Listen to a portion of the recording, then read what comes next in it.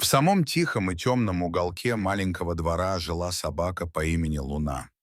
Она не знала, что такое свобода, не знала, что можно бегать по полям, играть с детьми и спать в тепле. Вместо этого ее жизнь была ограничена цепью, которая не позволяла ей двигаться дальше, чем на пару шагов. Ее хозяева — люди, которые однажды, без особого сожаления, привели ее в дом. Для них она была не другом, не членом семьи. Луна — просто инструмент. Инструмент для того, чтобы охранять участок и быть чем-то вроде живого напоминания о том, кто здесь владелец. Каждый день ее жизнь становилась все более отчужденной и мрачной. Собаки, они не знают обидами, они знают преданность. Луна каждый день ждала, что ее заметят, что ее полюбят. Но ее владельцы лишь повышали голос и кидали еду в сторону, не обращая внимания на ее нужды. Со временем Луна все больше становилась лишь тенью на цепи. Ее шерсть, когда-то блестящая и пушистая, утратила свою привлекательность и стала тусклой, покрытой колтунами. И хотя в ее глазах все еще светился огонек надежды, ее тело иссушалось от голода и боли. Часто хозяева кричали на нее, порой ударяли, требуя от нее чего-то, чего она не могла выполнить. Однажды, в самый жаркий день лета, ее хозяева забыли налить ей воды, и Луна несколько часов стояла под палящим солнцем, не в силах двигаться из-за цепи. Это был момент, когда ее терпение лопнуло, когда слезы боли были затменены решимостью. Она хотела быть свободной. Она должна была быть свободной. Однажды, когда Луна уже отчаялась, все изменилось. В доме неподалеку проживала молодая женщина по имени Наталья. Она часто проходила мимо дома с собакой, и ее сердце всегда сжималось, когда она видела Луну на цепи. Но она не знала, как помочь.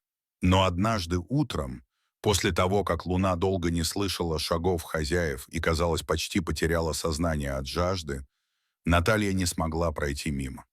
Она подошла к забору и позвала собаку. Луна подняла голову, и в ее глазах было все: и боль, и надежда, и желание веры. Наталья начала приходить к Луне каждый день, приносить ей воду, кормить ее, а однажды она принесла кусок мяса. Луна не могла поверить, что кто-то еще может так заботиться о ней. Женщина была единственным лучом света в ее темном мире. Наталья решила, что не может больше оставлять собаку в этом аду. Она пошла к хозяевам Луны с просьбой отдать ей собаку, но те, как и следовало ожидать, отказались. Они считали, что собак — это их собственность, а не существо, которое заслуживает любви. Однако Наталья не сдавалась. Она втихаря начала готовить все для того, чтобы забрать Луны. Каждое утро, тихо, не привлекая внимания, она приходила, приносила еду и воду, разговаривала с собакой. И однажды, когда хозяев не было дома, она решилась на это. Луна была освобождена от цепи. Она бежала, как никогда раньше, чувствуя, как ее грудь наполняется воздухом свободы. Она больше не была скованной, больше не была запертой. В первые минуты она бегала по двору, облизывая лицо Натальи, и радостно прыгала. Луна знала, что она нашла своего спасителя. С тех пор Луна стала полноправным членом семьи Натальи. Она не только обрела свободу, но и почувствовала, что такое настоящая любовь. Луна спала в теплой комнате, играла с детьми, вела долгие прогулки по парку. За нее заботились, ее обнимали и любили. Ее шерсть снова стала блестящей, и хотя она никогда не забывала о своем прошлом, она больше не боялась.